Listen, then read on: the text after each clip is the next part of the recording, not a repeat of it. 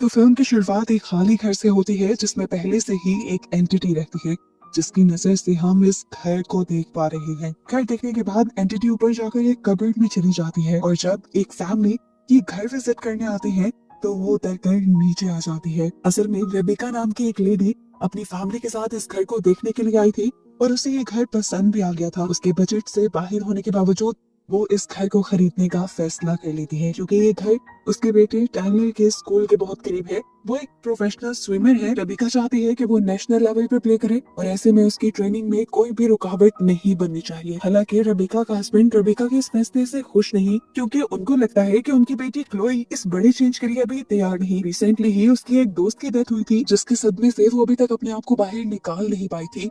लेकिन रेबेका को अपनी बेटी क्लोई का बिल्कुल ख्याल नहीं था। इस घर को देखते हुए रेबिका और रेबिका के हस्बैंड ये बातें कर रहे थे और एंटिटी उनकी बातें सुन रही है। जैसे ही एंटिटी को पता चलता है कि रेबिका एक सदमे से गुजर रही है तो वो रेबिका को फॉलो करने लग जाती है। और हम देखते हैं कि यहाँ रेबिका एक शीशे के पास आई थी जो शीशा यानी मिरर करीबन 100 साल पुराना था और ये बात उसे घर के ऑनर ने बताई थी। क्लोई इस घर को विजिट करने के लिए एक कमरे में चली जाती है जहाँ उसे फील होता है कि कबर्ड से जैसे कोई उसे देख रहा है। खैर सीन कट होता है और हमें दिखाया जाता है कि इस घर में पेंटिंग का काम शुरू हो चुका है। यहाँ पर काम करने वाले काफी सारी लेबर भाग चुकी है क्योंकि उन्हें लगता है कि इस बिल्डिंग में किसी की प्रेजेंस है, किसी एंटिटी की प्रेजेंस है। फिर थोड़े दिन बाद दिखाया जाता है कि रेबिका की फैमिली इस घर में शिफ्ट हो भी गई है। रेबिका किसी से फोन पे बात कर रही थी और हमें पता चला कि रेबिका ने इस घर को बिल पे करने के लिए अपनी ही कंपनी में फ्रॉड कर दिया था और इस चीज का उसे दुख भी नहीं था क्योंकि उसे लगता था कि अपने प्यारों के लिए कुछ भी कर गुजरना ठीक है। यहाँ पर हमें क्लोई को दिखाया जाता है जिसके पास कोई भी नहीं था। वो अकेले ही रो रही थी और रोते रोते वो सो गई। जैसे ही उसकी आंख लगी तो उसे अपने करीब किसी के होने का एहसास हुआ। वो फौरन बेड से उठ खड़ी हुई और कबर्ड की तरफ जाने लगी। उसने बोला, नादिया क्या ये तुम हो?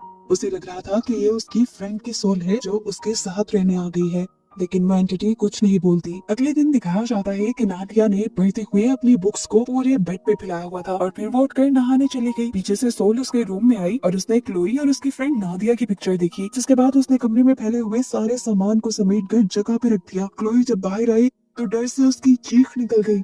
ये सब कैसे हो गया था? फिर उसे समझ आया कि ये पक्का नादिया ही है जो उसकी मदद कर रही है। अब उसने इस सोल से डरना बंद कर दिया था।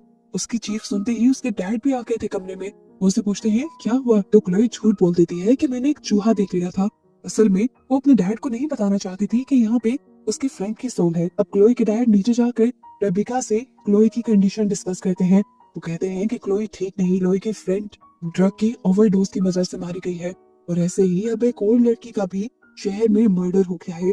हमें क्लोई का ध्यान रखना चाहिए। लेकिन रेबिका को तो जैसे अपनी बेटी का कोई ख्याल ही नहीं था। वो अपने हस्बैंड से भी कह देती है, मुझे लगता है कि आप ज्यादा सोच रही हैं। इतने में ही इनका बेटा टाइलर अब घर आ जाता है जो अपने साथ अपने दोस्त रायन को भी लेकर आया था। वो रायन को अपनी फैमिली से और क्लोई से भी मिलवाता है और रायन को क्लोई पहली ही नजर में अच्छी लग जाती है।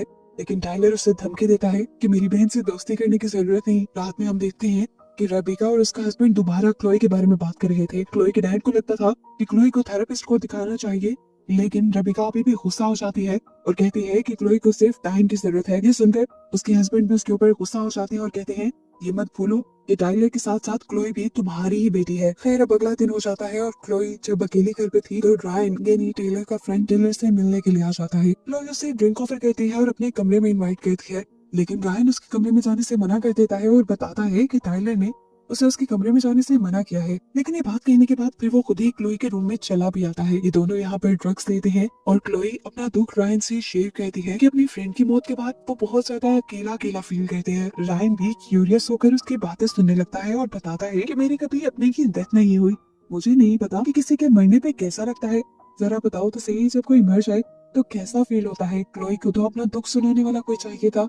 वो भी अपना दुख सुनाने लगी और दुख सुनाते सुनाते ये दोनों एक दूसरे के बहुत करीब आ गए। यहाँ पर रायन ने भी अपना गम शेयर किया था कि उसके घर में किसी को भी उसकी परवाह नहीं थी। यहाँ तक कि उसकी मॉम भी उसे प्यार नहीं करती थी। वो बहुत ज्यादा टॉक्सिक थी। इससे पहले कि ये लोग ज्यादा करीब आ जाते, यहाँ पर मौजूद एंटिटी को इनका करीब आना अच्छा नहीं लगता और वो यहाँ पर कबर्ड ही तोड़ देती है, जिससे डर कर ये लोग उड़ जाते हैं।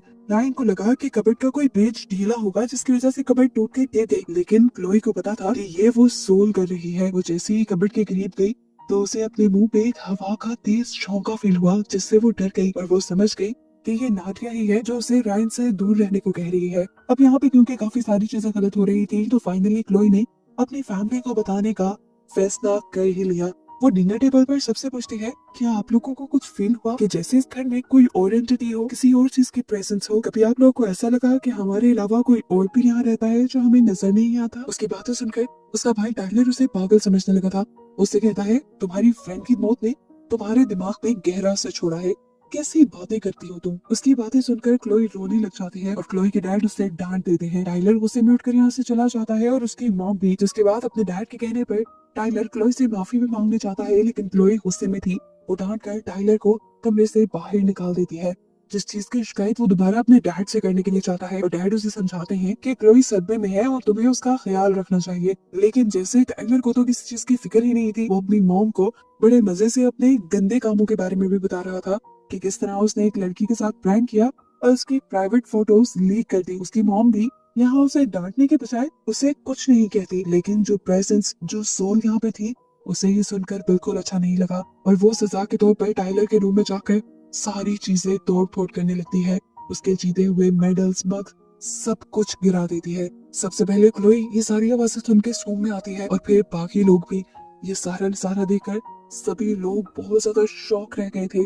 सब लोग डर गए थे। वो डर कर घर से बाहर निकल आते हैं और क्लोई भी बाहर निकल आती है। क्लोई सबको बताती है कि ये कोई नहीं, मेरी फ्रेंड नादिया ही है जो मेरे साथ रहने के लिए यहाँ आ गई है। आप लोग उससे नहीं डरे। लेकिन टाइलर और उसकी मॉम अब घर के अंदर जाने के लिए तैयार नहीं थे। खैर, उन्होंने इस बात पे तो बिलीव कर लिया था कि क्लोई सच बोल रही थी। इस घर में सच में एक एंटिटी थी। अब क्लोई की दूसरी बात मानकर ये लोग अंदर जाना नहीं चाह रहे थे, लेकिन यहाँ पर क्लोई का साथ उसके डैड देते हैं और क्लोई के साथ सबको मना कर घर के अंदर ले आते हैं। घर आने के बाद रबिका का हस्बैंड उस लेडी को कॉल करता है जिसके थ्रू उन्होंने ये घर खरीदा था। वो उससे पूछता है कि अगर यहाँ पर कोई एंटिटी थी तो आपने हमें ये घर क्यों